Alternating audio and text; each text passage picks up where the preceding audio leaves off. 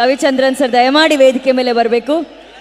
ಹಾಗೇನೆ ಪುನೀತ ಪರ್ವ ಕಾರ್ಯಕ್ರಮಕ್ಕೆ ಆಗಮಿಸಿರುವಂತಹ ಸುಮಲತಾ ಮೇಡಮ್ ಕೂಡ ನಿಮ್ಮೆಲ್ಲರ ದೊಡ್ಡ ಚಪ್ಪಾಳೆಯೊಂದಿಗೆ ಸ್ವಾಗತಿಸಿ. Sumalatha ma'am please.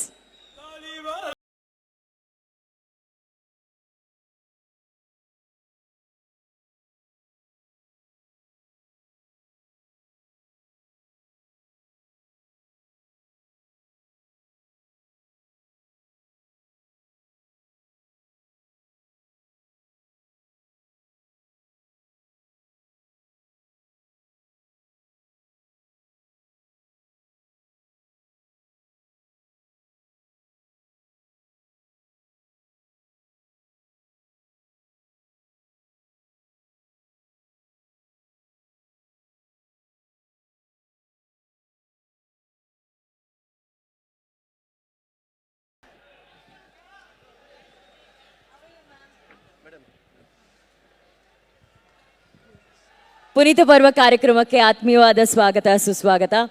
Appu sir favourite actress ನೀವು. ಒಂದಷ್ಟು ವಿಷಯಗಳು ಮಾಹಿತಿಗಳು ವೀಕೆಂಡ್ ವಿತ್ ರಮೇಶ್ ಅಲ್ಲಿ ಅವರೆಲ್ಲ ಹಂಚ್ಕೊಂಡಿದ್ದಾರೆ.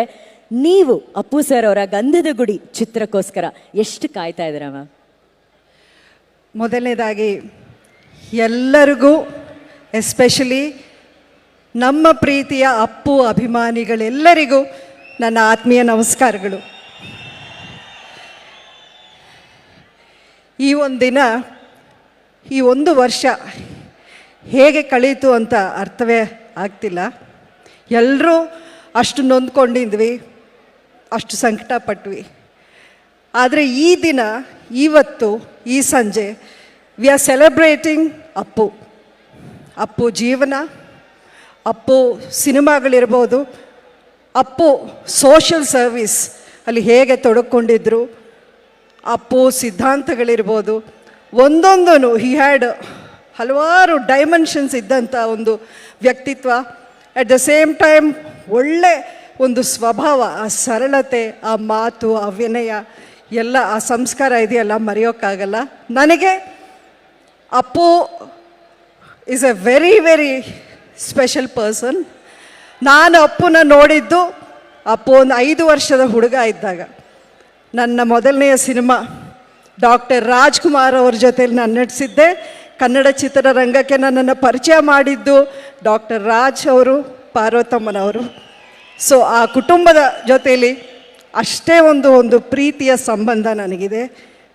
ಅಪ್ಪು ನನ್ನನ್ನು ಚಿಕ್ಕ ವಯಸ್ಸಲ್ಲಿ ತುಂಬ ತುಂಬ ತುಂಬ ಪ್ರೀತಿಸ್ತಿದ್ದ.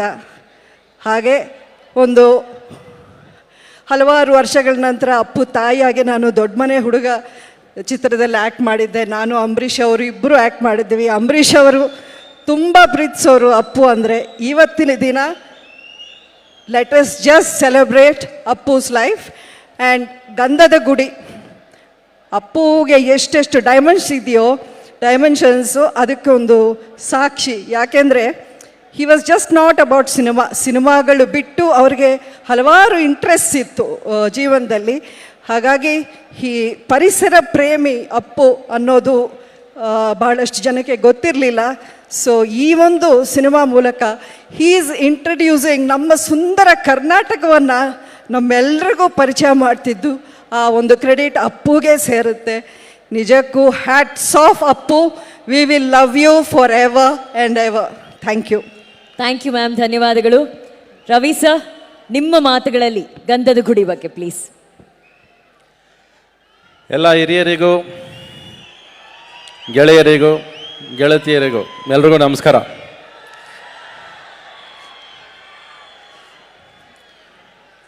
ಇದು ಒಂದು ಸಂಭ್ರಮ ಅಲ್ಲ, ಇದು ಒಂದು ಮಹಾ ಸಂಗಮ. ಇದೇ ಮನುಷ್ಯ ಸಂಪಾದನೆ ಮಾಡಬೇಕಾಗಿರೋದಂದರೆ ಇದನ್ನೇ ಸಂಪಾದನೆ ಮಾಡಬೇಕಾಗಿರೋದು. ಇದಕ್ಕಿಂತ ಇನ್ನೇನು ಸಂಪಾದನೆ ಮಾಡೋಕ್ಕಾಗತ್ತೆ? ಎಲ್ಲರೂ ಇಲ್ಲಿ ಇವತ್ತು ಸೇರಿದ್ದೀವಿ ಅಂದರೆ, ಒಂದು ಅಪ್ಪುಗೋಸ್ಕರ ಸೇರಿದ್ದೀವಿ ಅಂದರೆ ಅದೇನು ಸುಮ್ಮನೆ ಅಲ್ಲ. ಆ ಪ್ರೀತಿ ಕಾಣಿಸುತ್ತೆ, ಎಲ್ಲರಲ್ಲೂ ನಿಮ್ಮಲ್ಲಿ ಕಾಣಿಸುತ್ತೆ. ಎಲ್ಲ ಕೂತಿರೋದು, ಎಲ್ಲರೂ ಇಲ್ಲಿ ಬಂದಿರೋ ಅಷ್ಟು ಜನ ಅಪ್ಪು ಮೇಲಿರೋ ಪ್ರೀತಿ ಕಾಣಿಸುತ್ತೆ. ಡಾಕ್ಟರ್ ರಾಜ್ಕುಮಾರ್ ಅವರ ಅಪ್ಪುಗೆಯಿಂದ ನಾನು ಒಬ್ಬ ಕಲಾವಿದ ಆದೆ. ವೀರಾಸ್ವಾಮಿ ಅವರ ಅಪ್ಪಿಗೆಯಿಂದ ನಾನೊಬ್ಬ ನಿರ್ದೇಶಕನಾದೆ. ಅಪ್ಪು ಅವರ ಅಪ್ಪಿಗೆಯಿಂದ ನಾನೊಬ್ಬ ಅದೃಷ್ಟವಂತನಾದೆ ನಾನು.